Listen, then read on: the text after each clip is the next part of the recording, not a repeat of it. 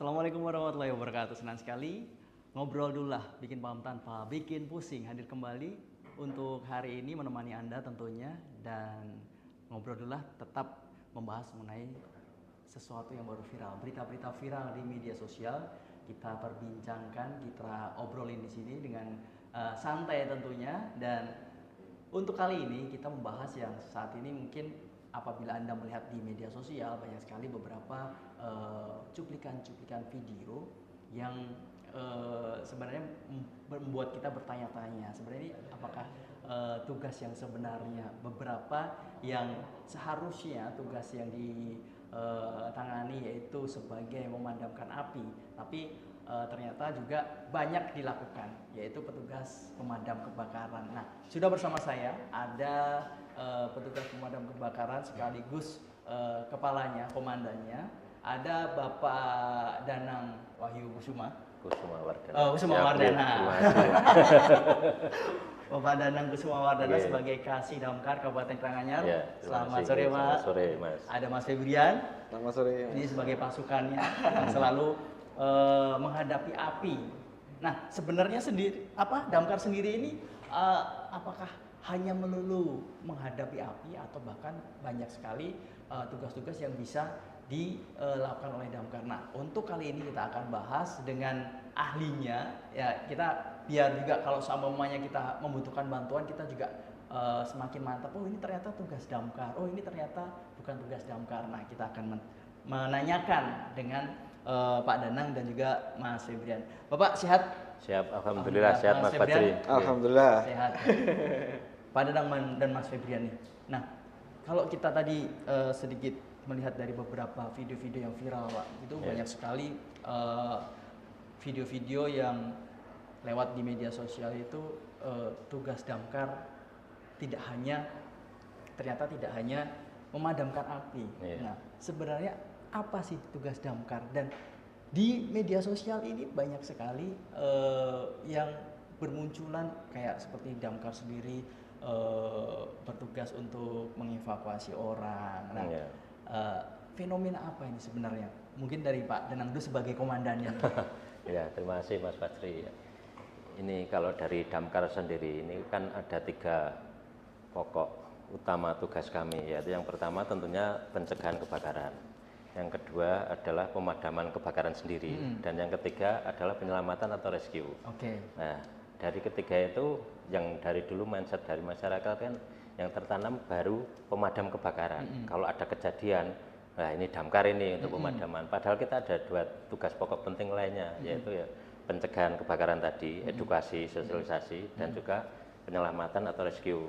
Nah, yang sekarang yang disampaikan Mas Fajri tadi kan tentang penyelamatan atau rescue yang bikin damkar di mana-mana jadi viral. Ya, itu fenomena sekarang ini. Itu Mas yang bikin kita lebih terlihat superhero.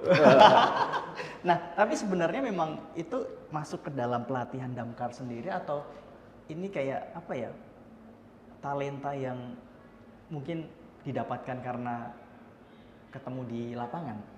Oh, kalau terkait dengan fenomena yang akhir-akhir menjadi viral, ya seperti yang sudah saya sampaikan kan itu tadi menjadi salah satu tugas pokok kita ya di penyelamatan atau rescue. Jadi itu juga sudah menjadi tugas kami. Tentunya itu juga ada SOP, juga ada pelatihan khusus terhadap teman-teman semuanya yang ada di damkar.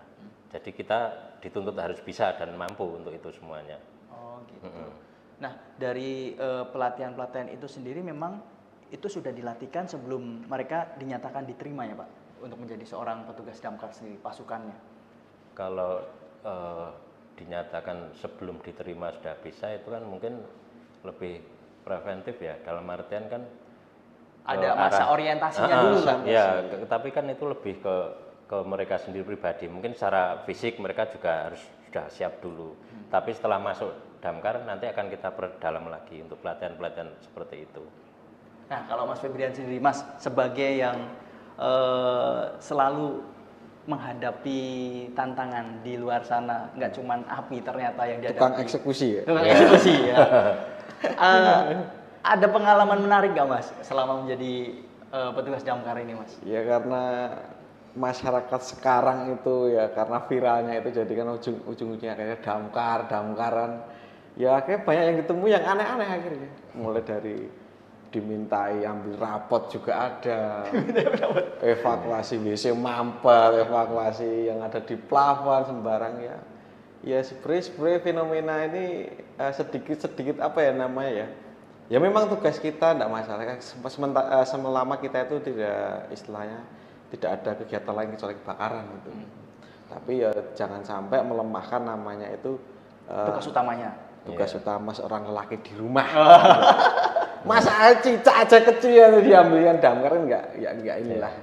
Jangan sampai itu. Jadi ya kita harus memilah-milah juga kadang-kadang kayak gitu. Kayak mengedukasi masyarakat bahwa kalau itu hewan tidak buas atau mungkin ada evakuasi yang bisa ditangani oleh mungkin ayah atau orang laki-laki di rumah, kita sarankan dievakuasi. Kalau memang tidak bisa akhirnya kita yang akan berangkat.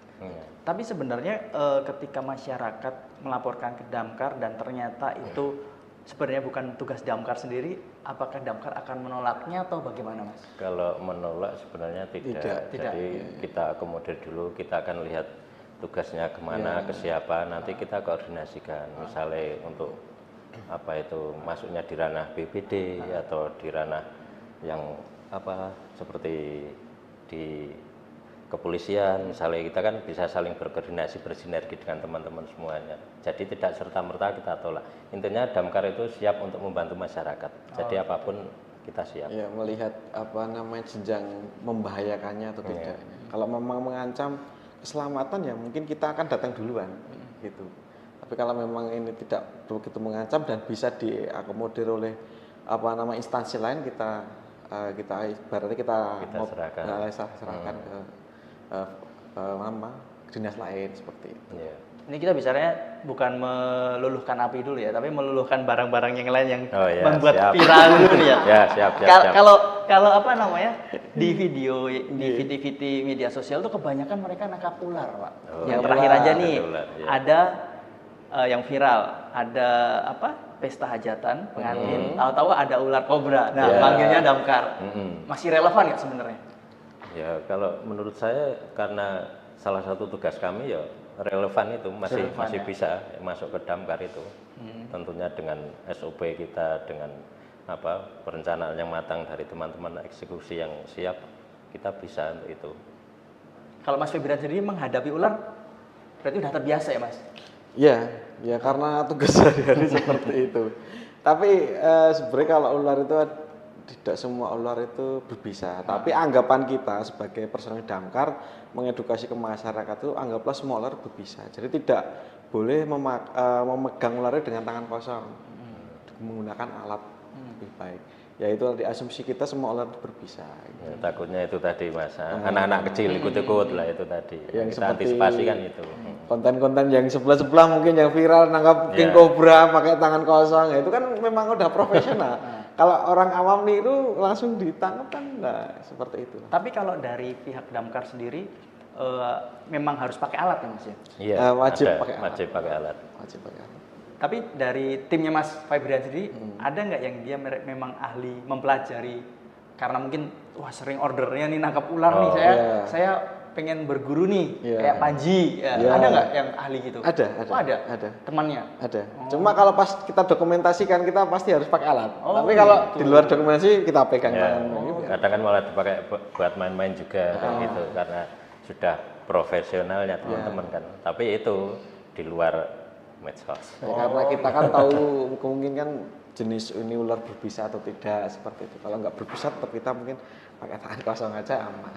Berarti memang dari instansi Damkar sendiri memang mendukung sekali tentang pelatihan-pelatihan itu dong, Pak? Iya, harus itu ya. Kalau tidak ada pelatihan secara normatif gitu, kita akan mengadakan pelatihan sendiri untuk teman-teman itu. Istilahnya ya buat daya tahan tubuh fisiknya, juga merefresh ingatan juga. Jadi teman-teman tidak hanya sekedar menunggu kejadian, pencegahan itu kan malah lebih baik. Jadi teman-teman sewaktu ada kejadian nanti sudah siap. Nah kalau di Solo sendiri kemarin nih, di salah satu hotel itu ada 2 orang tamu yang terkunci di lift. Apa namanya? Ngundang Damkar juga. Itu Mas Febrian juga pernah nanganin seperti itu? Kebetulan kalau di Karanganyar itu jarang sekali ya ada Seperti itu. lift Jarang. yang terkait, kecuali memang kalau di daerah Kecamatan Colomadu itu ada hotel yang menggunakan lift. Tapi kalau di Karanganyar lainnya sebenarnya belum pernah seperti itu. Nah, kalau seperti itu kan Mas, sama Pak Danang, itu biasanya kan orang yang menjadi korban di dalam itu kan pasti panik kan. Iya. Nah, pengen cepat keluar. Dari pihak damkar sendiri itu apakah ada SOP, saya harus sampai di tempat atau di TKP sekian menit, sekian jam gitu, ada SOP-nya nggak? Kalau itu ada, itu maksudnya kan di respon time itu ya, tapi karena ya keterbatasan kita untuk Damkar Karanganyar, respon time-nya itu di kecamatan tertentu saja. Oh gitu. Ya belum bisa mencakup 17 kecamatan. Ya itu ya mungkin menjadi salah satu kendala kami. Kalau bisa kan di setiap kecamatan itu harusnya ada pos-pos mako untuk damkar, itu yang paling bagus kan sebenarnya seperti itu ya. Kita berusaha untuk menuju ke sana ini Mas. Tapi kan kalau seumpamanya memang terdekat pos damkar terdekat, apakah itu bisa di backup dulu Pak? Ya bisa Mas. Dan itu memang harusnya seperti itu, mendekat, dan kita juga melakukan pelayanan terbaik tentunya dengan bersinergi dengan yang lain. Dari unsur TNI Polri, relawan maupun BPBD atau mungkin dari teknisi misalnya itu lift tadi kan gitu. Kita siap itu. Mas Febrian pernah nggak dimintai tolong yang benar-benar yang unik gitu? Banyak kalau itu Mas. Ya sebenarnya banyak juga, mungkin pengalaman juga dari teman-teman personalnya juga banyak sekali. Mas Febrian menjadi pasukan pemadam kebakaran dari tahun berapa Mas? Saya dari 2017. 2017, so udah mau hampir 10 tahun ya Mas ya? Tapi sebelumnya kan di relawan-relawan gitu. Berarti banyak dong pengalamannya. Ya hampir. Apa aja tuh? Yang paling unik mungkin? Yang paling unik mungkin ini, WC mampet yang di kamar mandi penjara ya. Kan biasanya kalau WC mampet kan panggilnya kan sedot WC ya. Kalau itu sudah panggil sedot WC 2 kali. Tapi akhirnya nggak bisa mengatasi. Akhirnya ujung-ujungnya juga damkar. Iya. Itu ya. Tapi pengalaman yang lain teman-teman banyak banget itu juga. Kemarin juga dapat pocong. Pocong, tapi teman-teman katanya kalau pocong itu enggak sempat disamperin karena ada panggilan tugas yang lebih penting lagi. Oh gitu. Kebetulan seperti itu, enggak begitu ditanggapi Mas, kebetulan. Teman-teman kemarin juga sempat cerita itu kalau Mas Febri mungkin ingat, itu ada salah satu koas itu pendidikan kedokteran ya itu ya. Itu kan dia menempuh pendidikan kedokteran itu, dia kan magang di salah satu rumah sakit di Karanganyar. Itu ada salah satu pasiennya yang tidak kontrol balik, yang harusnya dia kontrol, tidak kontrol, dan itu ternyata menjadi salah satu persyaratan dia buat lulus. Dia itu sampai nyari ke rumahnya. Begitu sampai di rumahnya, yang bersangkutan tuh sudah tidak mau kontrol, tidak mau nemui. Akhirnya kan nangis ke damkar. Ya ini curhat ke damkar, suruh nemani ke sana, nganter ke rumahnya. Gimana caranya? Ternyata damkar itu juga menerima curhatan. Iya, curhatan itu. Nangis itu, sampai damkar nangis itu. Teman-teman pada cerita itu. Oh, Ya, segitunya Pak. Mau tidak mau ya siap. oh gitu. Terus Iya. meresponnya gimana Mas? ya sebenarnya apapun yang sebenarnya kalau kita bisa pun kita pasti bantu gitu. Intinya seperti itu. Walaupun kita kesulitan, kita tetap cari cara lah gimana. Yang penting ada Nggak solusi. menolak gitu loh. Istilahnya seperti itu. Berarti memang sampai curhat gitu. Berarti soal percintaan pernah? Ada yang putus di telepon Mas? Ya curhat sering kalau curhat. Kalau anak-anak yang muda-muda sekarang ini keputus terus curhat ke damkar, minta tolong dianterin pulang, itu juga ada itu. Oh gitu. Sering kalau itu, kadang pas ya waktu-waktu kemarin tuh banyak. Kalau seumpamanya kayak percobaan bunuh diri kayak gitu, ada warga yang meminta tolong untuk menggagalkan juga pernah? Ada. Oh pernah? Pernah. Oh. Itu beberapa waktu di Jateng itu ada itu yang mau bunuh diri lompat dari lantai 2. Nah kita juga menangani itu juga. Jadi sebenarnya penyelamatan di damkar tuh 1-2 tidak jauh beda dengan namanya Basarnas sebenarnya juga. Gitu. 1-2 juga sebenarnya. Penyelamatan kita juga penolongan juga sebenarnya. Iya. Pak, kemanusiaan lah intinya. Pak Danang bangga nggak Pak? Wah. Sebagai komandan ternyata damkar itu tidak hanya meluluhkan api tapi meluluhkan hati seseorang juga loh. Ya bangga sekali ini malah, karena banyak cerita dari teman-teman yang seperti itu. Saya makin tambah mengapresiasi kinerja teman-teman yang ada di damkar. Iya.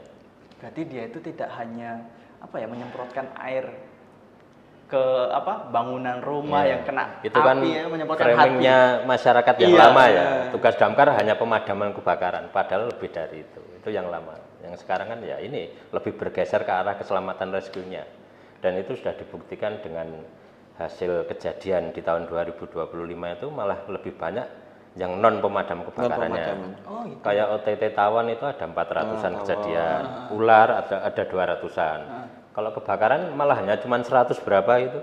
Kebakaran di tahun 2025 loh. Berarti kan sudah bergeser ke arah yang penyelamatan tadi. Tapi bukan berarti kita tidak siap siaga ke arah yang pemadam kebakaran, ya itu tetap salah satu tugas kita itu. Ya. Tapi kalau seumpamanya ada yang lapor nih Pak, mau lapor ada yang seharusnya mungkin instansi lain yang apa namanya menanggulangi. Terus habis itu dia bilang bahwa instansi ini kurang cepat responnya. Nah, saya memilih damkar. Ada nggak yang beralasan seperti itu? Ya seperti kita ini coba kesarankan ke sana tetap kita sarankan instansi yang dimintai. Memang kalau kita bisa kita laksanakan sebenarnya. Contoh gini, kejadian kucing masuk sumur. Kucing masuk sumur itu kan sebenarnya kan BPBD bisa, Basarnas pun bisa sebenarnya kan. Cuma kadang kan karena mungkin di BPBD ada sibuk dengan bencana mungkin seperti itu. Akhirnya kita yang berangkat pun nggak masalah juga. Ya, intinya kita bersinergi lah. Sinergi siapa yang memang kalau kita kadang pas repot BPBD yang berangkat nggak masalah. Jadi sinergi kita itu sama beberapa instansi itu sebenarnya ya saling tergantungan sebenarnya juga. Gitu. Sama itu Mas, kebanyakan tuh kalau yang di media sosial itu soal cincin yang sulit lepas itu. Yeah. Nah, itu kenapa kebanyakan damkar? Apakah memang alat damkar itu begitu selengkap itu ya? Jadi wah kayaknya ini daripada ke rumah sakit mending ke damkar aja nih. Iya. Ya mungkin sebenarnya rujukannya rumah sakit itu dulu waktu kuliah kan harus ke damkar sepertinya. Awal mulanya, Malah jadi rujukan. Ya, awal mulanya seperti itu. Jadi memang ya banyak sekali memang dari rumah sakit disarankan ke damkar tuh kasusnya banyak. Soal cincin itu ya. Cincin. Jadi Cincin terutama. Mas kemarin kita sudah ke rumah sakit A ini, tapi disarankan untuk sini saja. Oh ya sudah saya harus menjadi seorang dokter akhirnya. Promosi jadi dokter. Sudah kita layani. Memang ada alatnya kalau di tempat kita. Tuh. Kalau permasalahan pertolongan atau rescue, kalau Mas Febrian sendiri, yang paling susah itu menangani apa Mas?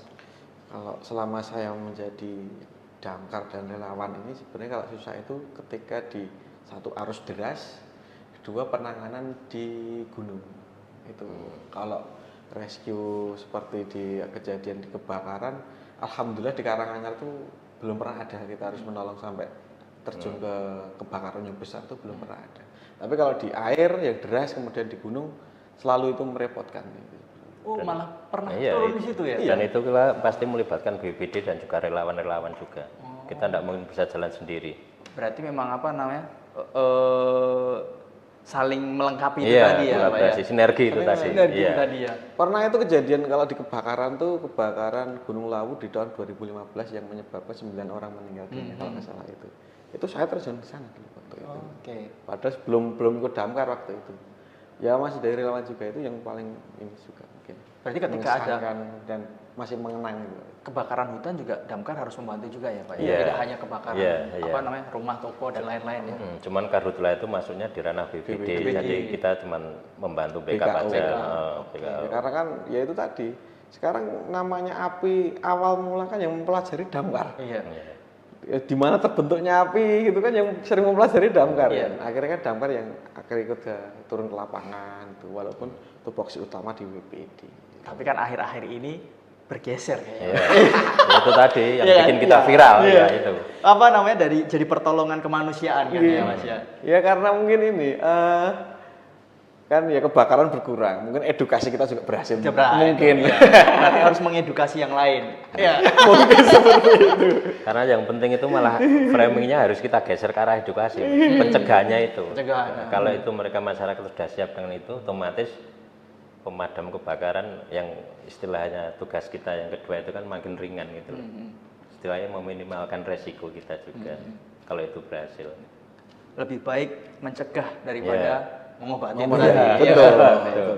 Tapi gini Pak, soal apa namanya mengedukasi dari damkar sendiri berarti ada kayak apa kinerja untuk mengedukasi masyarakat itu berarti ada rencana-rencana untuk mengedukasi masyarakat sendiri gitu Pak? Kalau target-target dari damkar sendiri tentunya ada, cuman kita juga menyesuaikan, jadi istilahnya tentatif ya. Nanti kalau kebetulan berbenturan paling jadwal kita geser. Atau kadang kita juga ada kunjungan dari sekolah-sekolah anak-anak itu juga kita juga siap.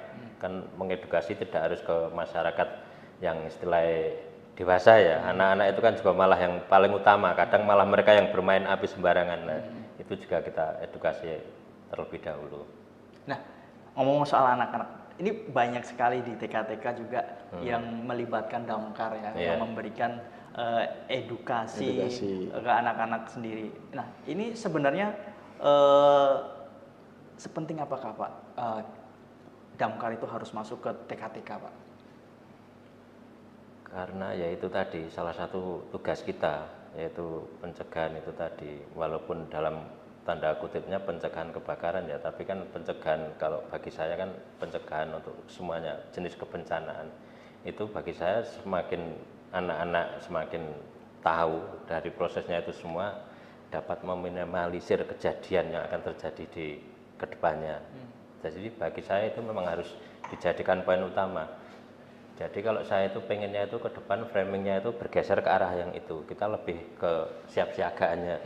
Jadi kalau masyarakat kan lebih tahu, lebih paham, jadi kan juga lebih mempermudah untuk kita juga masyarakat itu sendiri tanpa ada kejadian-kejadian yang tidak diinginkan.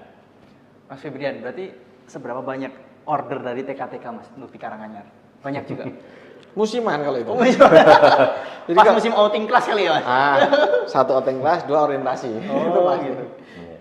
Itu pasti banyak sekali. Hampir setiap hari kita ini edukasi. Biasanya apa sih yang diedukasi ke anak-anak? Kan gini Mas, tidak sembarang orang itu bisa memberikan pengertian terhadap anak-anak loh Mas. Nah, berarti kan seorang petugas damkar ini berarti multi talenta dong. Wah, benar-benar bisa menghadapi orang dewasa, mendengarkan curhatan, ya kan? Bisa menghadapi seorang anak-anak, dalam artian bisa jadi mendadak guru TK, gimana bahayanya apa bermain api. Nah, itu gimana Mas cara menghadapinya Mas? Sebenarnya kalau itu kan tergantung juga apa namanya ya, strategi kita. Setiap daerah pasti beda strateginya. Ada teman saya yang di Kabupaten Pasir, Kalimantan Timur itu dia menggunakan boneka dengan mengedukasi. Kalau kita seringnya yang di Karanganyar itu kita sambil bernyanyi, mengedukasi. Kalau ada gempa seperti apa, tapi nadanya kan kita buat lagu-lagu yang anak-anak. Jadi kayak ada gempa lindungi kepala, kalau ada gempa jauhilah kata, seperti itulah contoh-contohnya mungkin. Terus kalau yang sering, jadi kita tetap praktekkan juga ke mereka. Kalau kebocoran gas kayak apa sih, kejadiannya jalan seperti apa sih, nah seperti itu. Terus anak-anak nggak boleh nanti main mercon, nggak boleh main kembang api tanpa sepengetahuan dengan orang tua, tapi dengan bahasa-bahasa kita yang kekanak-kanakan, jadi pembawaan kita aja sebenarnya kalau itu Mas. Jadi setiap daerah sebenarnya strateginya beda-beda. Damkar itu ada yang petugas damkar ada yang cewek nggak sih Pak kalau di Karanganyar? Ada juga. Ada. Oh, ada cewek. Tapi tugas mereka tetap sama seperti laki-laki atau bagaimana? Kalau cewek mungkin lebih kita tekankan ke arah pelaporannya Mas. Jadi kalau teman-teman yang evakuasi itu yang di lapangan yang cowok. Jadi setiap kejadian kan kita juga harus ada pelaporannya. Kejadiannya kapan, di mana, penyebabnya apa, dan sudah ditangani dengan baik belum. Yaitu yang kita laporkan ke pimpinan juga.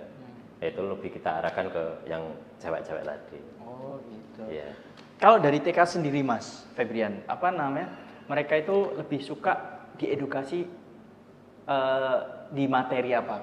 Apa kayak gimana menaklukkan api atau cuman materi api doang atau juga materi gimana kalau soalnya ada hewan buas atau gimana ada apa? Sebenarnya semua materi. Cuma yang paling sering pasti jenengan juga punya anak kan. Yang seneng main hujan-hujanan. Enggak, selain itu juga ada mereka suruh kita praktek untuk memadamkan api, tapi dengan menggunakan alat tradisional. Oh gitu. Kan banyak sekali macam penggunaan alat untuk memadamkan api ada. Itu sering ada cuplian-cuplian di Instagram kita banyak itu. Anak kecil, anak TK yang memadamkan api dengan menggunakan ranting pohon. Itu senang banget mereka. Bahkan sih kadang itu kita kasih hadiah. Kita kasih doorpress. Walaupun cuma makanan kecil-kecil ya, kasih doorpress kan mereka senang kan. Dan alhamdulillah dengan berkunjungnya ke mereka ke tempat kita itu kan menggugurkan tugas kita sebagai edukasi daripada kita datang ke sana. Iya. Itu mereka ke sini juga. Iya. Mengedukasi mereka juga itu.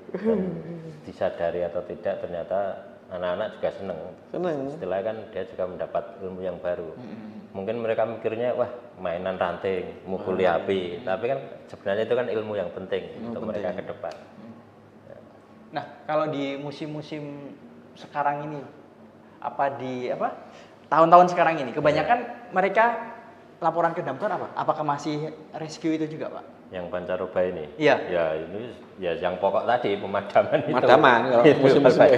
tiap hari hampir saja ada kejadian seperti itu, baik lahan pemukiman maupun lahan kosong tetap ada itu. Oh, gitu. Rescue ular sama biawak juga Iya. banyak.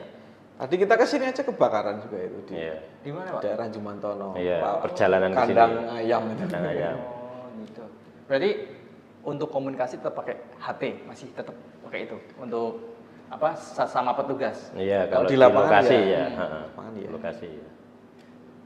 Nah, kalau semuanya ada laporan kebakaran, apa yang pertama dilakukan oleh petugas damkar sendiri sebelum meninggalkan markasnya, Pak? Ya, SOP apa itu? Oh ya, yang pasti kita berkoordinasi dulu menentukan tim mana yang berangkat, siapa yang harus jaga di kantor, yang koordinasi lebih lanjut lah. Dan tentunya juga mempersiapkan peralatan juga, sarplasnya kita, siapa yang nanti menggunakan alat-alat itu. Ya. Kalau sudah ya udah, tinggal berangkat aja ya Mas ya. Kalau tim diterjunkan berapa, terus kayak truk tangkinya berapa itu, kira-kira keputusannya itu seperti apa, Pak? Apakah melihat dari kondisi kebakarannya atau bagaimana? Ya kalau lihat kondisi itu sudah jelas. Kalau kita skalanya kecil kan mungkin hanya satu kendaraan cukup, hanya mungkin 4-5 personil cukup. Nanti kan kita juga minta backupan dari BPBD ya. Kita kan tidak mungkin mengeluarkan semua kendaraan, takutnya ada kejadian di tempat lain juga. Itu bisa cukup itu. Tapi kalau skalanya besar kan kita juga melibatkan pihak lain. Kan ada juga relawan yang mempunyai mobil pemadam, itu juga bisa kita manfaatkan. Oh, ada pihak swasta juga ya, Pak ya? Apa ya Mas? Relawan ya Mas? Sukarelawan bahasanya. Ya, ada relawan dan juga mungkin program dari Pak Prabowo kan setiap Kodim sekarang ada. Gitu. Oh, gitu. Thank you juga. Dari program pemerintah juga. Iya. Oke. Jadi punya Kodim biasanya penempatannya. Nah, kalau dari itu dulu, Pak, cara masuk untuk jadi pemadam sendiri, apa yang menjadi syarat-syarat utama? Tadi seperti Mas Febrian bilang bahwa ternyata tidak melulu kita menaklukkan api, ternyata ketika ada penyelamatan di sungai kita harus itu. Nah, apakah juga hal-hal detail persyaratan itu seperti kita kayak mau masuk militer gitu? Ya. Sebenarnya ya mungkin bisa dibilang hampir mirip. Kan sebenarnya kita juga udah tahu kalau damkar ataupun BPD ataupun institusi lainnya yang bergerak di bidang kemanusiaan itu pastinya kan membutuhkan fisik yang prima ya. Jadi otomatis selain pendidikan formal yang ditempuh kan mereka mau tidak mau sebelum mendaftar kan pastinya juga itu mereka berlatih sendiri kayak gitu, melakukan pelatihan sendiri. Fisik, Nah, begitu nanti mereka diterima baru kita melakukan pelatihan sesuai SOP kita, harus bisa ini bisa itu seperti itu. Nah, Mas Febrian, kira-kira hewan paling buas selain ular yang pernah ditaklukkan Mas Febrian apa? Mas Febrian sendiri nih. Istri ya. Wah, yang sering susah ditaklukkan. Ya, kayaknya tidak dapat pintu pulang ini nanti, kayaknya. Buas ternyata. Ya, buas itu. Ya, kalau makhluk ya buat ya itu teman ya. Tapi kalau hewan ya ada itu, kalau biasanya di daerah Jatiose itu kan sering turun macan tutul kan. Tapi itu koordinasi juga kita dengan BKSDA biasanya. Ya, kemarin kan awal tahun ya Mas ya. Ya, Itu awal tahun itu ada beberapa dua yang ya. turun Macan, Pak. macan. Kita koordinasi dengan BKSDA, kan yang punya alat kan tetap sana, termasuk obat bius kayak gitu-gitu punya sana punya. Kita ya tetap koordinasi untuk menangkap itu, untuk mengevakuasi Pak. Nah, posisinya pemadam ini sebagai apa? Kalau di lapangan tuh ya satu eksekutor iya kadang-kadang, jadi fleksibel sebenarnya kalau di lapangan itu sebenarnya. Kalau mau ini kita harus mencakup menggiring hewannya kita menggiring. Jadi di lapangan itu fleksibel seperti itu, Mas. Ada ini di sini saya butuh orang ini. Mungkin dari BBD kita butuh orang untuk mengkoordinator ini.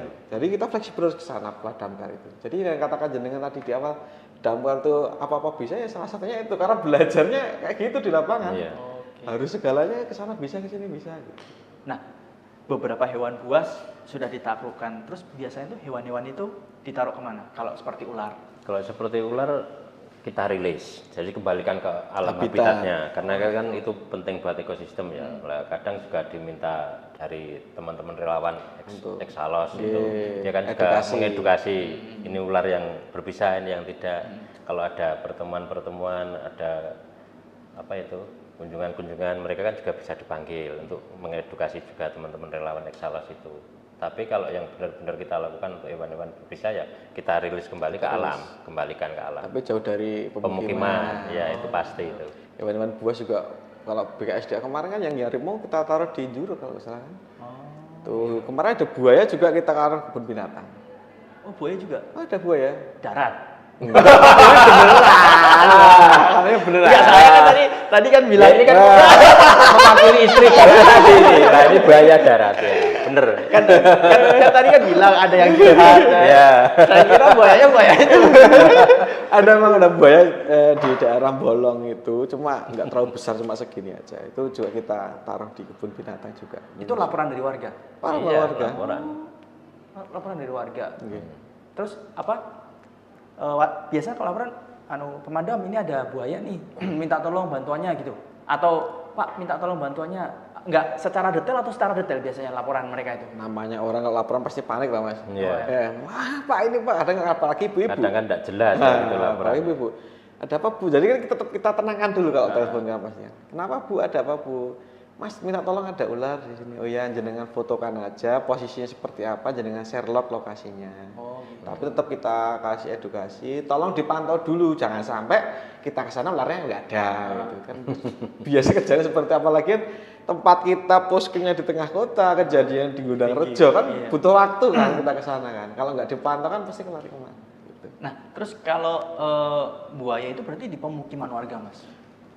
Di persawahan, Mbak. Persawahan. Persawahan kecil, di parit kecil itu. Itu masih kecil. Kemungkinan besar ada milik, ya, ada yang melihara lah, terus kemudian lepas kemungkinan seperti itu.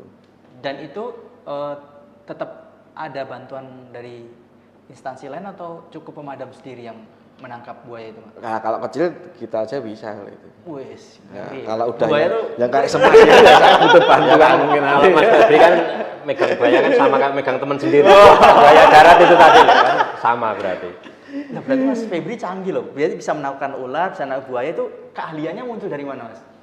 Ya berlatih. Berlatih Berlatih. sendiri. Tidak ada pemadam yang Dari pintar latihan dan juga cerdas. pengalaman.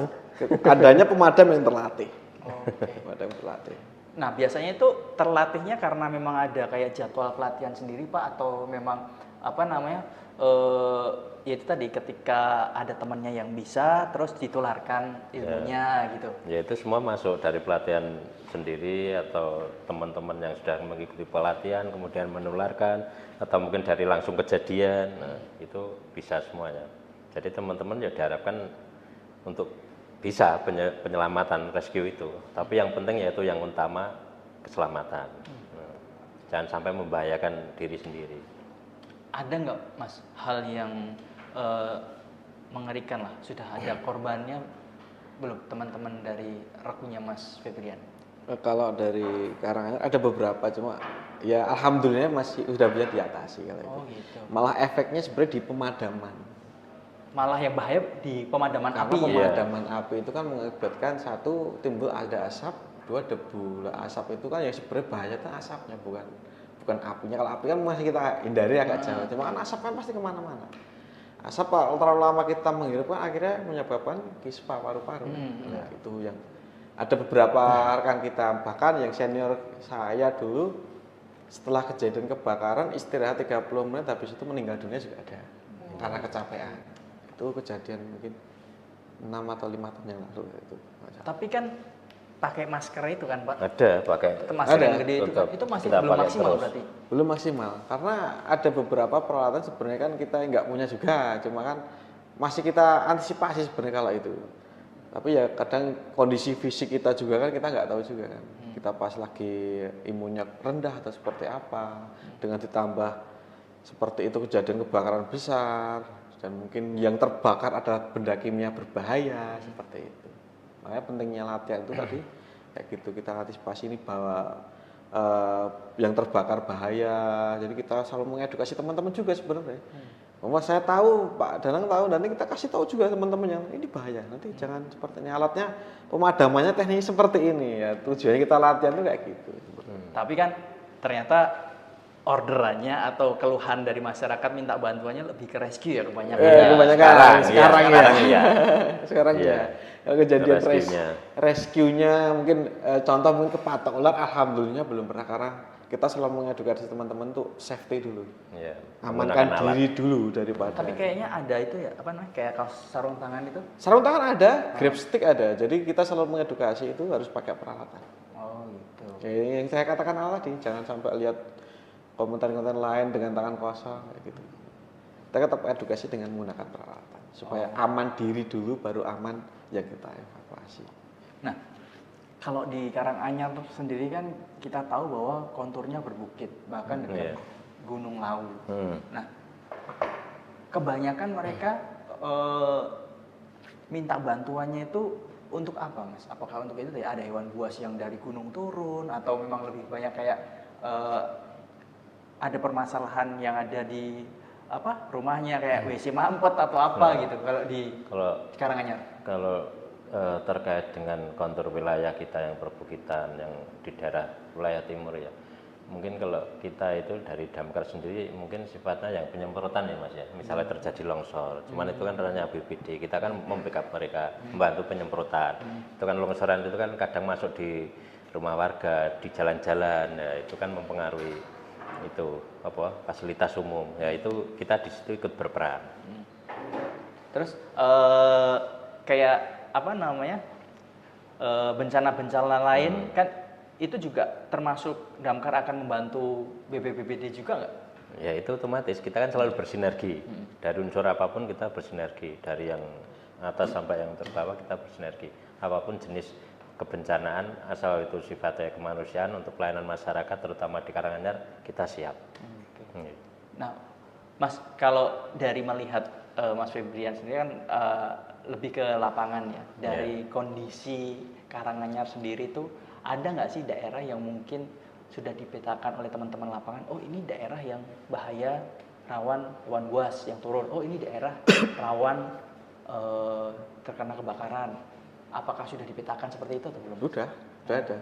Itu terpampang jelas di papan posko induk kita, posko jaga kita sudah ada. Jadi zona Gunung Rejo, yang Colomadu itu zona seperti apa, industri kalau kebakaran nanti akan jadi seperti apa. Kemudian kalau mungkin di Kebak Keramat banyak pabrik tekstil umpamanya, nanti kalau kebakaran seperti apa sudah kita petakan. Jadi siasat-siasatnya sebenarnya kita sudah antisipasi jauh-jauh hari. Nah, ini kalau kejadian umpamanya mohon amat saya ya, kalau di pabrik A, oh ini bergerak di tekstil, kita pasti nggak mungkin cuma satu, minimal mesti 2 unit. Karena kondisi tekstil, kondisi pasti besar itu. Seperti itu. Contoh juga di batu, kan ada juga gudang batu bara di Kebak Keramat itu. Itu pasti juga seperti itu. Terus pabrik alkohol di Kebak Keramat juga ada kan itu, Asidatama itu kalau jadi kebakaran pasti kita antisipasi 2 atau 3 mobil. Jadi pemetaan sebenarnya sudah di luar otak kita, karena kita setiap hari piket lihat ini peta ini merah, ini Colomadu ini merah, ini hijau, kepala, otomatis kepala. Oh, nanti telepon mana Jatiwaso, oh Jatiwaso sana. Berarti aku lewatnya sana itu udah di luar kepala, semua driver teman-teman itu udah di luar kepala. Nah, sebenarnya kalau dari Karanganyar sendiri ketika ada panggilan bantuan untuk lalu lintas di Karanganyar sendiri sebenarnya tergolong macet atau memang standar? Terus kalau sampai memang digolongkan macet, apakah dari pihak Damkar sendiri juga sudah ada jalan-jalan yang mungkin, oh kita harus lewat jalan sini nih, atau tetap lewat jalan utama, Mas Febrian?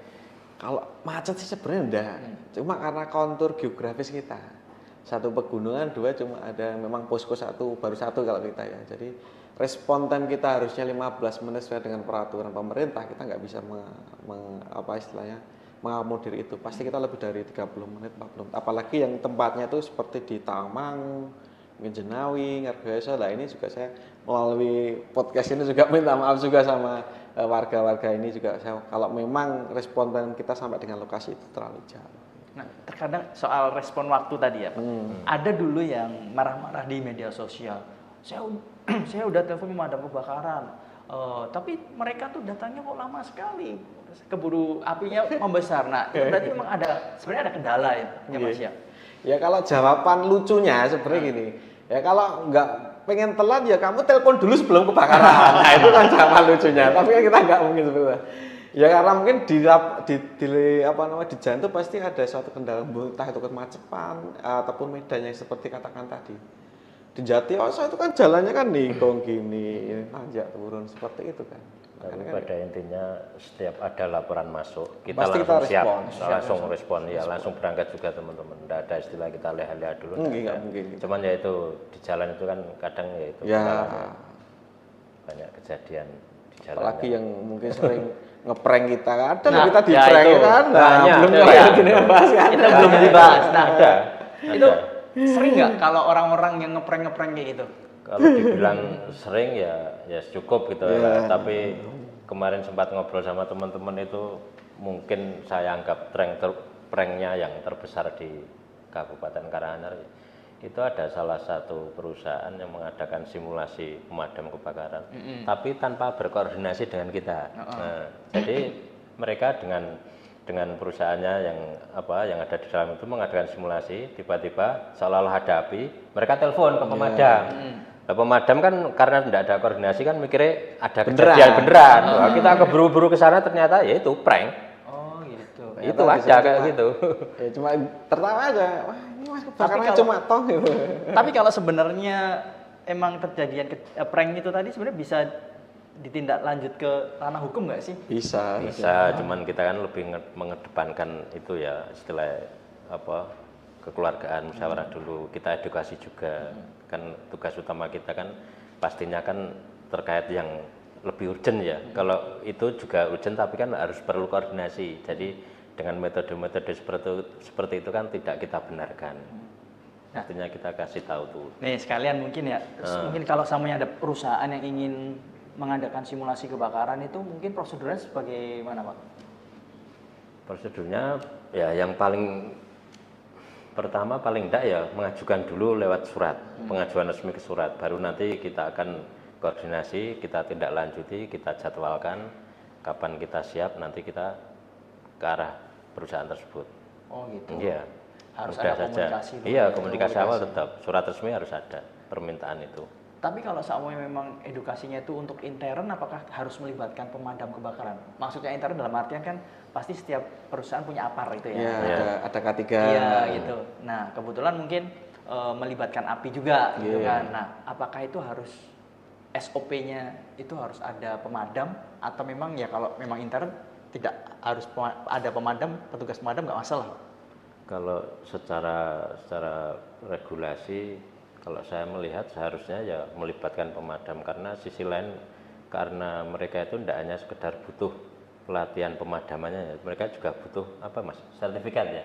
Nah itu juga untuk pemenuhan mereka juga, dan itu kita yang mengeluarkan. Jadi ada beberapa perusahaan yang harus memiliki sertifikat kelayakan fungsi. Nah itu termasuk fungsi proteksi, alat proteksi kebakaran, ada hidran, mungkin ada apar, ada sprinkler, ada detektor, kayak gitu-gitu kan. Kalau orang awam mungkin taunya cuma visual, tapi pemeriksaan secara detail kan kadang cuma hanya teman-teman damkar yang tahu ini seperti apa. Wah, seru banget nih ngobrol Iya. teman-teman. Sambil diminum Pak. Siap.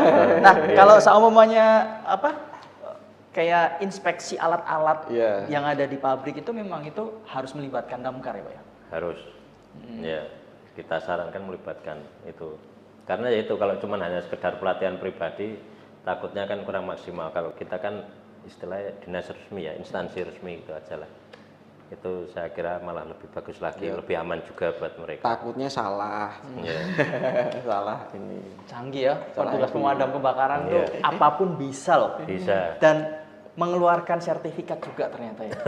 Jadi apa ya, bukan sertifikat tapi surat keterangan. Bahwasanya perusahaannya sudah diperiksa oleh pemadam kebakaran untuk kelayakan proteksi kebakaran. Dan itu harusnya juga berkala ya Mas ya? Berkala. Itu biasanya Tidak sekali berapa buat tahun? seterusnya itu enggak. 1 tahun sekali bisa. 1 tahun, Tahun sekali. Iya. Berarti ada masa kadaluarsanya. Ada. Iya ada, apar itu kan juga ada masalah di luar sana. Gini, setiap perusahaan tuh ya ini juga edukasi juga yang mungkin ya. Dia bisa beli tapi rata-rata nggak bisa merawat. Jadi cuma beli apar aja, mungkin di sini ada apar nih di sini, tapi kan kita nggak memperhatikan kadang kan. Apa itu masih bisa digunakan atau tidak, dirawat atau tidak. Kadang kan kita tidak ini memperhatikan, hanya sebagai pajangan. Padahal itu kan alat berguna untuk proteksi api awal. Selain mengeluarkan surat keterangan tadi, berarti dari teman-teman pemadam kebakaran sendiri berarti bisa melatih karyawan-karyawan yang ada di pabrik mungkin untuk penanggulangan pertama dulu gitu dong. Iya, Bisa, pasti. bisa. Pasti kalau itu, pasti. Dan itu sering ada tawaran untuk melatih itu dari pihak pemadam. Ya, Ya, kalau itu ada. sebenarnya ini apa namanya, Pak? Kesadaran dari perusahaan sendiri. Kalau pengen perusahaannya terproteksi dengan aman dan karyawan siap ya harus berlatih kan. Kalau nggak mungkin siap ya nggak usah berlatih aja, kebakaran biar kebakaran. Tapi kalau perusahaan yang punya pinter, manajemennya pinter, pasti kan dia selalu memproteksi, mempersiapkan sedini mungkin untuk mencegah hal yang lebih besar seperti itu. Jadi mudahnya mereka itu menganggarkan untuk itu, istilah menjadwalkan juga. Dan itu tidak hanya di perusahaan juga ya, istilah di instansi pemerintahan yang lain kita juga sering mengedukasi seperti itu. Tapi sifatnya di arah yang pemadaman kebakaran, bukan yang evakuasi, rescue tadi, penyelamatan tadi, bukan yang itu. Nah, kalau dari pihak sekolah itu biasanya kebanyakan tingkat TK, SD atau SMP, SMA, Mas? Atau pernah semuanya? TK itu sering, Paling sering itu. Yang TK. kedua yang paling sering adalah SMK.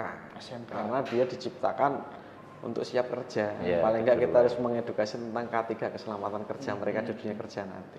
Oh, gitu. Itu Jadi yang emang sering. juga ada kerjasama gitu sama salah satu SMK juga gitu. Kalau kerjasama kerjasama ya. sepertinya belum, cuman itu kan permintaan ya, nanti setiap ada momen tertentu itu mesti ada permintaan seperti itu. Ya seperti tadi langkah awal ya pengajuan surat secara normatifnya seperti itu. Kalau dari pihak TK kan paling kan mereka itu sukanya main air. Main Terus air. ketika ada api besar terus bisa Iya. dipadamkan dari pihak pemadam tuh kayak wah, anak-anak kecil tuh kayak wah pengen jadi seperti Iya. itu gitu kan. Nah, kalau dari SMK apa yang biasanya dipelajari? Ya sama, cuma kita lebih detail kan kalau yang pas TK itu kan yang praktek kadang kita, tapi kalau di Karanganyar itu enggak kita, tapi gurunya. Oh, gurunya. Ya kan lebih seru lagi gurunya yang praktek ini kan seperti itu. Kalau di SMK yang kita detailkan adalah mereka harus praktek semua.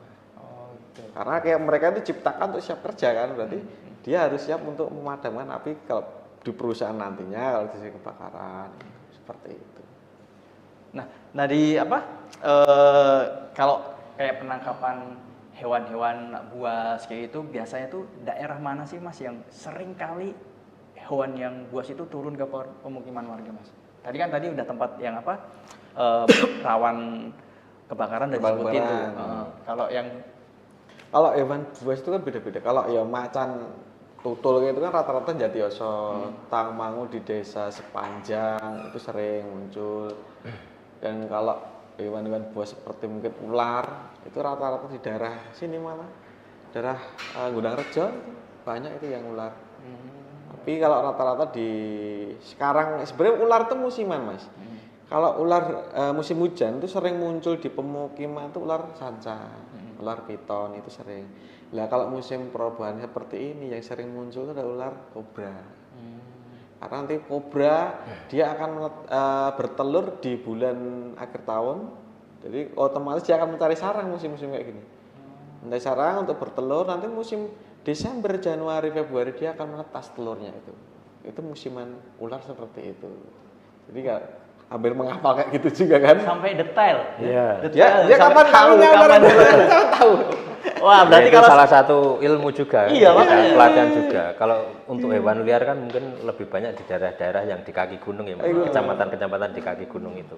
Seperti yang disampaikan tadi Jatiyoso, mungkin Jenawi, Tangmangu. Itu untuk yang khusus hewan-hewan liarnya. Yang mungkin lebih ranahnya ke BKSDA tadi. Iya. berarti udah tahu wah, bulan ini nih banyak ular yang kawin nih Iya. bertelur. Wah, siap-siap nih kita nih. Ya kita sebenarnya udah persiapan juga lah itu. Ini musim hujan nanti pasti laporan tawon tuh banyak. Mungkin Tawon tawon iya. Vespa itu kan. Tawon Vespa. Itu bahkan kita tuh dulu pernah menang tawon tuh dari kan kita kalau nangani tawon tuh malam hari. Oh gitu. Kenapa nggak siang? Kalau siang itu banyak tawon yang masih berkeliaran. Kalau malam hari kan tawon tuh berkumpul. Jadi kita tangani malam hari setelah maghrib lah itu. Bahkan dulu setelah maghrib hampir sampai subuh itu kita cuma tawon aja nawangan. Lama juga ya Mas? Jadi udah ada jadwalnya sebenarnya. Jadi laporan hari ini Ini ya, siang ya udah kita kerjakan nantilah jam 7 jam 8 gitu. Ini numpuk akhirnya. Laporan lagi numpuk akhirnya kan. Dari habis maghrib sampai habis subuh mulai subuh itu selesai. Berarti banyak loh, apa namanya, keahliannya loh. Ya karena gimana lagi? Apa namanya, menangkap tawon itu kan nggak sembarangan juga kan? Iya. Iya kan? Ya, ada tekniknya. Ada tekniknya juga kan Pak ya? Iya. Berarti apa, juga ada kayak apa? Pengaman juga? iya. Pasti. Pakai helm Pasti itu. kebakaran atau beda lagi? Beda lagi. Beda lagi. Beda lagi. Ada kostum khususnya ada. Oh. Nah, pasti kan ketika udah ada cara ilmu menangkapnya, ini untuk hewan apa aja ya? Kalau seumumnya kita terserang hewan itu, berarti teman-teman dari pasukan pemadam kebakaran sendiri udah tahu, oh gimana cara Antisipasi. Iya, antisipasi dan menyembuhkannya gitu. Ada. Oh. Ada. Jadi ya itu kita pelajari itu tadi. Karena di damkar itu sebenarnya kan ada diklat khususnya. Kalau tahap pertama memang kita diklat umumnya ada diklat satu damkar, pemadam satu. Nah, setelah pemadam satu kita dijuruskan nanti. Keahlian rescue, silahkan ke rescue. Nanti rescue apa? Rescue hewan atau rescue manusia. Dan rescue apa? Vertikal apa air gitu. Memang kerucut lagi. Kerucut lagi. Semakin tinggi kan iya. lebih mengarah menjurus. Nah, termasuk nanti ada inspeksi, jadi inspektur, ya investigasi sekolahnya. Gitu. Jadi kita jurus-juruskan. Dari damkar sendiri ada pangkatnya nggak sih Pak? Kayak polisi, kayak TNI gitu Pak? Ada enggak Mas? Pakar. Pangkat. Oh pangkat ada. Pangkat kita. Apa aja tuh Mas? Lebih mirip ke pemerintahan eselon sebenarnya kalau kita itu. Bukan, apa namanya kayak balok Kalau satu itu cuma itu. danru aja. Komandan regu Iya. sama paling ini sih spesifiknya tugas khususnya. Kamu jadi driver, kamu rescuer apa, kemudian kamu jadi nozzleman, kamu jadi helper seperti itu. Tapi tadi kan disebutkan ada apa? Damkar satu, pemadam satu. Iya. Ada pemadam satu, Latihan. terus Pemadam 2, kemudian di rescue, ada kemudian investigasi, kemudian inspektur. Itu tingkat kediklatan. kayak penjurusan gitu ya? Ya. Oh, bukan kalau saya pemadam satu nanti bisa naik ke pangkat. oh, itu. Enggak. Itu tingkat pelatihan, Pak. Oh, Pelatihannya itu kita. penjurusan itu Iya. tadi apa ya? Iya. Tapi kalau sampai satu orang nih pengen bisa menguasai semua, itu boleh? Atau Boleh. Oh. Boleh. Satu asalkan memang ada kediklatannya, karena kan kediklatan itu kan kita biasanya kan berkoordinasi dengan BKSDM. Katanya dengan ada nggak pelatihan untuk damkar untuk ini jatahnya berapa seperti itu kan? Kan kita kan karena kita ikut pemerintahan kan pasti seperti itu kan. Dan itu kan khusus kita nggak bisa melaksanakan sendiri. Itu harus satu dari Kemendagri, kalau enggak kita nanti ikut di Diklatkar di Jakarta. Di pusat di Ciracas itu kalau jenengan tahu dekat sama sana. Tapi kalau di intern sendiri Mas, itu bisa nggak ketika kan kalau tugas kan kita saling membackup. Nah kalau seumpamanya kita butuh rescue, kita berarti butuh pelatihan bekerja sama dengan Basarnas. Nah itu bisa nggak? Atau ke BPBD gitu? Bisa. Bahkan kemarin tuh waktu Pak Danang belum masuk ke damkar kan, waktu bulan Ramadan kita full setelah sholat tarawih latihan dengan teman-teman SAR. Oh gitu. Latihan refresh tentang ilmu ini tali temali. Oh. 1 bulan penuh itu malah itu. Jadi setiap habis tarawih kita latihan seperti itu. Nah biasanya lebih cenderung ke SAR atau Basarnas atau imbang? Imbang sebenarnya. Imbang, ya? Tergantung kita kalau Kebutuhannya. kebutuhan kita mau pelajari ini kayak Basarnas lebih jago nih, atau mungkin BBD lebih jago nih. Kita telepon BD-BD ya kita refresh mungkin, keilmuan yang mana istilahnya gitu. Yuk kita main bareng-bareng gitu. Jadi konsepnya kita kopdar aja sebenarnya. Nah kebetulan ini kan Pak Danang ini sebelumnya Di BPBD ya Pak ya. Iya. Nah baru sebulan ini Pak atau kurang? 2 minggu paling, belum ada, maksimal 2 minggu. Sudah ada pengalaman yang berkesan belum digabung sama teman-teman damkar Pak? Ya, pengalaman berkesan kemarin saya ikut itu pemadam kebakaran di daerah Blorong, itu Kecamatan Karanganyar itu, di salah satu rumah warga karena itu kelalaian mematikan kompor tradisional ya. Itu ya salah satunya keseruan saya itu. itu kan kita harus bisa memitigasi, tidak hanya dari asap, api, tapi juga lihat kerentanan bangunan juga. Kadang kan tiba-tiba kayunya roboh, lah, kayak gitu. Kita juga harus melihat ke arah mana ini teman-teman menyemprot. Nah, kan tidak lucu juga malah kesemprot teman sendiri kan, ya jadi aneh nanti. Ya baru itu, sekali itu saya baru ikut pemadaman kemarin. Ya baru merasakan itu. Ikut nyemprot juga Pak? Enggak, kemarin. Ini merasakan gimana rasa naik mobil miring-miring gitu. Oh, naik Kalau nyemprotnya belum. naik mobilnya juga berarti? Iya, ikut mobil pemadam. Biar merasakan. Enggak ikut Ngedrift mobil gitu ya? Tangkinya ngedrift gini ya, truknya. Nah Mas, biasanya itu satu truk pemadam itu berapa personil sih Mas?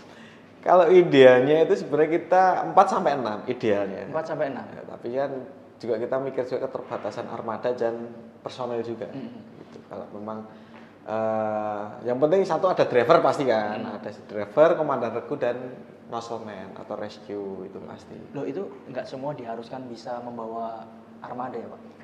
Ya, Atau hanya tertentu? Ya kalau sebenarnya teman-teman itu misalnya Mas Febri misalnya dia sebagai driver, sebenarnya dia sebagai nozzleman juga bisa, dia sebagai pencatat juga bisa. Tapi kan kita juga ada pembagian tugas. Pokoknya dia driver gitu. Keahlian khususnya di situ. Kalau nanti ada yang berhalangan atau mungkin pas sakit, ya kita suruh standby aja di Mako koordinasi. Nanti bisa digantikan tugas yang lain gitu. Jadi ya normatifnya ya seperti itu. Fleksibel lah Ya, fleksibel. Ada kondisi khusus personel itu ditunjuk harus megang ini gitu loh. Kalau itu tetap ada itu.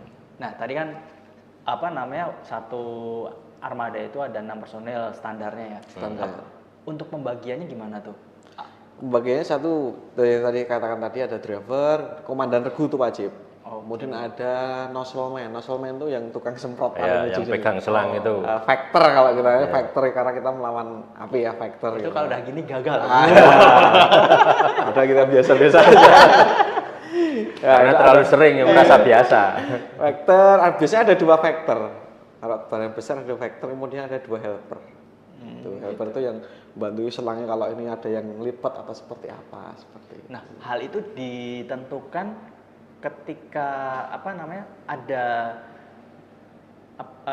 peristiwa atau memang setiap tugas itu sudah ada yang itu sendiri. Maksudnya langsung pertunjukan. Kalau dari kantor itu kita terima laporan dari Mako, pasti komandan regu langsung nunjuk. Oh gitu.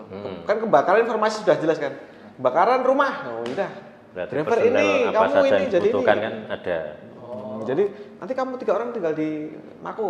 Kadang kayak gitu malah sudah otomatis mah, tanpa diperintah komandan regu itu udah Udah. Mereka tahu sendiri. Iya, udah jalan Kalau sendiri. udah chance, udah feel-nya udah dapat kan udah ini. Berarti memang satu piket dalam hari itu harus punya feel ya. Feel. Bahkan kita nggak otak-atik tim piket ini udah selama mungkin 10 tahun Oh gitu. untuk menumbuhkan feel-nya mereka ya kan. Kita nggak ada cuma kadang 1-2 orang aja kita ganti ini kayak butuh driver nih, kita butuh tambah driver 1 gitu. Oke. Nah kalau di Karanganyar sendiri itu ada berapa anggota Pak? Anggota sekitar kalau kelompok regu teman-teman yang ada di lapangan itu ada 4 kelompok ya Mas. 4 kelompok. Satu kelompok sekitar 10-11 kayak itu. Jadi ada 40. Ada juga teman-teman admin juga yang ada di dalam yang mengerjakan pelaporan itu ada sendiri. Ya, mungkin ada 50 sampai 60-an personel Iya. kita. 50 Khusus bidang damkar. Khusus Ya. bidang damkar. gitu. Terus berarti memang per kelompok itu memang apa komandan regunya tuh berubah-ubah atau enggak? Enggak, tetap. Tetap. Tetap kalau komandan regunya. Kalau menjadi komandan regu itu atas jam terbang atau memang itu tadi tingkat pendidikannya? Dia udah menguasai beberapa teknik tadi yang udah disebutkan pemadam 1, rescue bla bla bla kayak gitu. Mungkin bukan tingkat pendidikan tapi lebih tepatnya tingkat pelatihan Iya, yang jam sudah diikuti pelatihan, ya. ya. Nah, itu ada jam terbang juga penting, pengalaman juga dan yang mungkin yang lebih utama kan dia juga yang paling mudah bisa diterima oleh teman-temannya. Jangan sampai malah ketua tim kok malah ada yang dalam tanda kutip tidak disuka, tidak cocok kan nanti malah tidak sinkron nanti kerjanya kan paling malah ribet disegani sendiri lah. ya. Mungkin yang istilahnya berwibawa lah mungkin gitu. Wah, tadi waktunya ternyata tidak terasa Pak. Pertanyaan terakhir untuk Pak Danang dan juga Siap, Mas siap. Febri nih. Pesan apa yang mungkin disampaikan ke masyarakat kalau memang masyarakat butuh bantuan ke Damkar, Pak? Mungkin pesan ke masyarakat yang pertama pastinya kita pengennya mengedukasi kepada masyarakat terkait tugas utama Damkar itu sendiri dari rescue maupun pemadaman. Yang kedua, jangan lupa bosan-bosan untuk menghubungi Damkar. Jika ada kejadian, ya hubungi aja, pokoknya hubungi apapun itu, mau curhat, Yes. ya kan, habis putus, ya kan, dikejar pinjol mungkin ya. Asal jangan aneh. Istilahnya kalau yang membahayakan keselamatan jiwa silakan, kita siap. Terus yang terakhir pastinya ya utamakan keselamatan. Jadi kalau memang benar-benar tidak mampu, tidak berani, kayak yang bilang Mas Febrian tadi, kok sepertinya mengecilkan peran lelaki yang ada di rumah tangga tersebut. Kalau memang benar tidak berani, ya udah panggil aja Damkar. Wis cuek telepon, ndang rene. Mas Febrian, Ya, kalau saya mungkin ya terima kasih atas kepercayaan masyarakat kepada pemadam kebakaran baik dari Karanganyar maupun semuanya saja, baik dinas pemadam kebakaran atau pemadam kebakaran yang di kabupaten kota. Itu mungkin kalau secara ini ya itu tadi yang dikatakan Pak Danang, jangan lupa kalau ada kesulitan silakan hubungi Damkar. Insya Allah kami bisa membantu. pesan jangan bermain api. Nanti kalau ada TK aja. Oke, kalau itu. siap. Terima kasih Pak Dana, Mas Sama-sama, Febrian Mas atas Fajri. waktunya.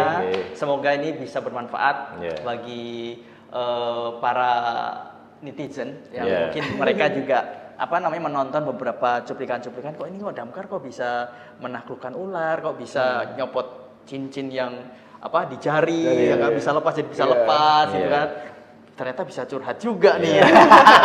Ternyata memang benar. Nah, itu tadi kan pesannya kalau memang butuh apa-apa silakan ke Damkar. Hubunginya kemana, Pak?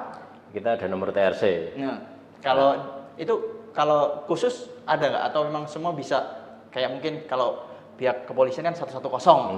Kalau di Damkar apakah ada nomor khususnya? Kalau nomor khusus Tidak ada. Tidak ada. Kita menyiapkan nomor WhatsApp khusus kita yang. Oh, itu. Kalau yang di Karanganyar mungkin warga Karanganyar ada nomor WhatsApp itu, sama juga bisa masuk ke kanal aduan Sapa Mas. Itu dari pemerintah ya, bisa masuk ke situ bisa. Nanti disampaikan ke admin kami yang ada di Satpol PP. Sering medsos kan, TikTok juga sekarang Damkar Karanganyar kan ada. Udah ada TikToknya juga ada ternyata. dong, Instagram ada. Instagram juga semuanya. ada. Damkar Karanganyar. Damkar Karanganyar. Oke, nah mungkin buat Anda kalau membutuhkan bantuan dan pengen dibantu oleh Damkar ya, pengen tahu Mas Febrian juga, bisa langsung menghubungi media sosial Damkar Karanganyar. Terima kasih atas kebersamaannya di Ngobrol Dululah Bikin Paham Tanpa Bikin Pusing. Tentunya kembali di episode selanjutnya kita akan membahas beberapa berita-berita viral dan kita obrolkan di sini. Saya Fajri Satrio undur diri. Terima kasih. Wassalamualaikum warahmatullahi wabarakatuh. Waalaikumsalam warahmatullahi wabarakatuh.